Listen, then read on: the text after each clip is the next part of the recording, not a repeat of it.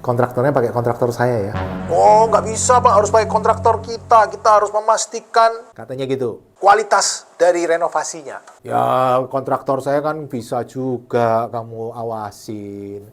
Apa susahnya? Yang penting gambarnya sama, kualitasnya tetap harus sama. Kamu kasih speknya aja. Nggak bisa, Pak. Harus pakai kontraktor kita. Kalau yang kayak gini ini saya udah curiga. Ketika dia memaksa harus pakai kontraktor saya sudah langsung curiga. Ini jangan-jangan ada komponen bunga. Ya, namanya duit kan pasti ada bunganya, teman-teman. Nggak ada duit gratisan. Tapi diselipin. Diselipin di mana? Itu yang perlu saya bongkar.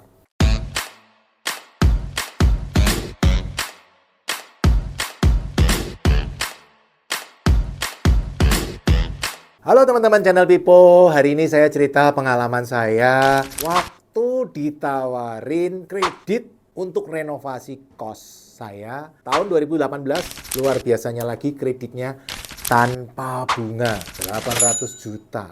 Teman-teman mau nggak dapat kredit 800 juta tanpa bunga?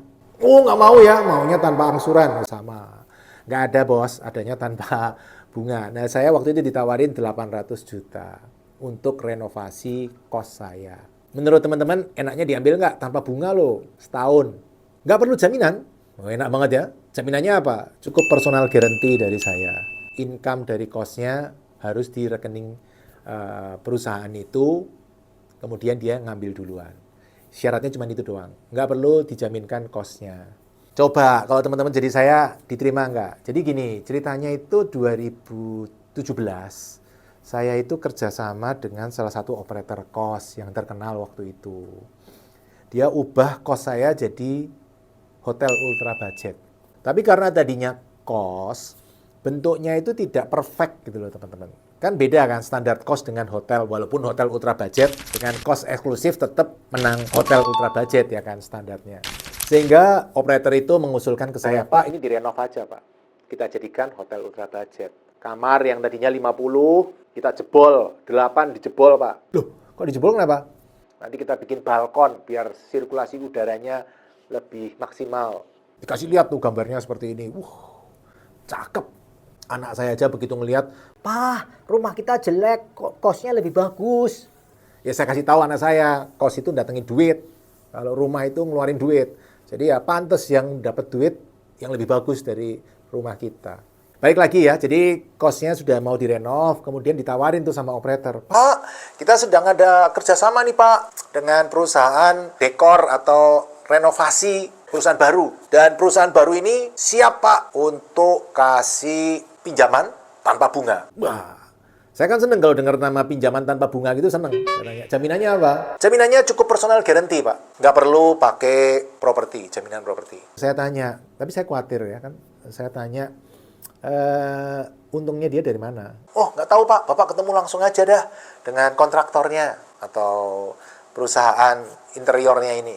Oke, saya ketemu, saya ngobrol, terus saya minta penawarannya berapa? Dia tawarin saya 1,5 miliar teman-teman renovasinya. Nah terus dia bilang 800 ini cicilan tanpa bunga, yang 700 Pak Pipo langsung bayar di muka. Atau termin, pokoknya yang 700 ini tidak masuk ke fasilitas kredit ini. Oke, saya tanya, menarik, saya bilang tanpa bunga menarik. Terus pertanyaan saya cuma satu, saya tuh paling seneng tanya, kontraktornya pakai kontraktor saya ya. Oh, nggak bisa Pak, harus pakai kontraktor kita. Kita harus memastikan Katanya gitu. kualitas dari renovasinya. Ya kontraktor saya kan bisa juga kamu awasin. Apa susahnya? Yang penting gambarnya sama, kualitasnya tetap harus sama. Kamu kasih speknya aja. Nggak bisa Pak, harus pakai kontraktor kita. Kalau yang kayak gini ini saya udah curiga. Ketika dia memaksa harus pakai kontraktor saya sudah langsung curiga. Ini jangan-jangan ada komponen bunga. Ya namanya duit kan pasti ada bunganya. Nggak ada duit gratisan. Tapi diselipin. Diselipin di mana? Itu yang perlu saya bongkar. Oke, saya bilang nanti dulu ya, saya pikir-pikir. Mana desainnya? Yang ngasih desain sebenarnya bukan dari perusahaan dekornya ini kontraktor, sorry. Yang ngasih desain dari operatornya. Saya minta desainnya ke operator. Terus saya tawarin ke kontraktor yang saya pakai. Ini renov seperti ini berapa? Speknya seperti ini. Ternyata cuman 1,2 M teman-teman. Jadi selisih 300 juta. Saya bilang ke kontraktornya yang kredit tanpa bunga itu, Kemahalan nih 300 juta. Oh, tapi kalau di kita kan tanpa bunga, Pak. Yang tanpa bunga kan cuma 800. Masa bunganya 800 juta, 300 juta setahun? Yang bener aja lah cara ngitungnya. Saya bisa ngitung. Saya bukan orang yang nggak bisa ngitung loh. Kalau 800 juta bunga 50 juta setahun ya masih menarik. Tapi kalau 300 juta, enggak. Saya mending kredit ke bank aja, gampang. Paling bunga 10%, 800 juta ya 80 juta. Itu kalau ngitungnya flat, kalau ngitungnya efektif mungkin malah kurang kali ya. Mungkin cuma 60-50 juta. Nggak mau dia tetap ngotot. Bahkan saya ngomong, udah gini aja. Pakai kontraktor saya, kredit tanpa bunganya tetap. Tak tambahin 50 juta dah. Solusi kan. Buat keuntungan kamu. Dia ngomong yang ngasih kredit dari fintech apa gitu loh. Ya fintechnya kan kasih bunga. Kamu aja 50 juta buat kamu untung. Dah kasih tuh fintech ke saya 800 juta kreditnya tanpa bunga. Nggak bisa, Pak. Harus pakai kontraktor kita. Ya nggak mau lah. Jadi saya udah hitung-hitung kan. 300 juta untuk 800 juta pinjaman itu menurut saya terlalu berlebihan. Setahun ya, apalagi cuma setahun. Jadi akhirnya saya nggak mau. Pas saya nggak mau malah dia nawarin, Ya udah, Pak. Pakai kontraktor yang ini. perusahaan lease finance-nya itu ya. Tapi kena angsuran di kita 800 juta. Sebulan bayar 78 juta. Saya hitung bunganya 78 juta, 100 juta lebih. Enggak lah, saya bilang. Mending saya kredit ke bank, pinjaman rekening koran, saya aja masih bunga 10% per tahun masih bisa. KPR top up saya paling cuma 5-10%. Lebih murah. Wah ribet ya, kalau sama saya ribet ya, hitung-hitungan terus ya. Jadi investor harus bisa ngitung teman-teman.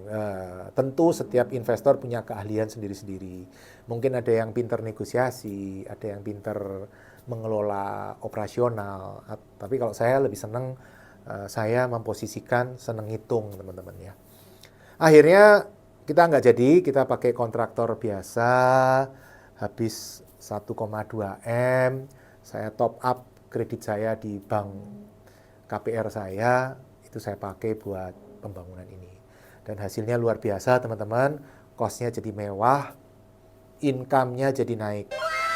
Yang tadinya cuman jadi bulanan 1,2 juta per kamar, dijadikan hotel ultra budget, mewah. Kamarnya berkurang teman-teman, dari 50 jadi 42.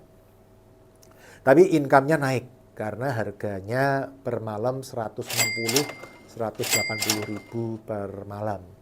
Dan okupansinya penuh, 90%, 95%, luar biasa. Letaknya dekat Bandara Soekarno-Hatta sana. Saya sering lihat ada turis-turis, ini tapi sebelum COVID ya teman-teman. Kita ngomong cerita 2018-2019. Ada turis, orang-orang yang mau ke bandara, nah itu pada senang nginep di sana. Karena kalau pagi-pagi kan, kalau yang rumahnya di Bekasi, di Bogor, ataupun di luar kota kan ribet kalau mau ke bandara pagi-pagi.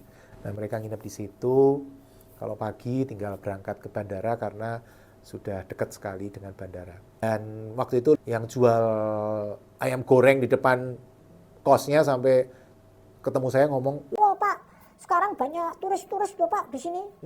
Jadi turis-turis itu. Jadi saya terpaksa beli kamus bahasa Inggris. Saya dulu SMA pernah belajar Pak, tapi sudah banyak yang lupa. Ya punya kamus bahasa Inggris. Nah itu pengalaman saya teman-teman. Jadi kalau teman-teman dapat kredit tanpa bunga, apalagi jangkanya lumayan panjang, itu sebenarnya pasti ada komponen sesuatu yang disebut bunga yang diselip-selipin. Apakah itu di harga propertinya, apakah harga mobilnya, apakah harga renovasinya, atau harga apa, itu diselip-selipin teman-teman. Karena tetap orang yang punya modal ini kan tetap harus dapat bunga. Kalau enggak, untungnya dia ngapain? Masa minjemin tanpa bunga? Kalau dalam case saya tadi kan diselipin ke harga renovasinya.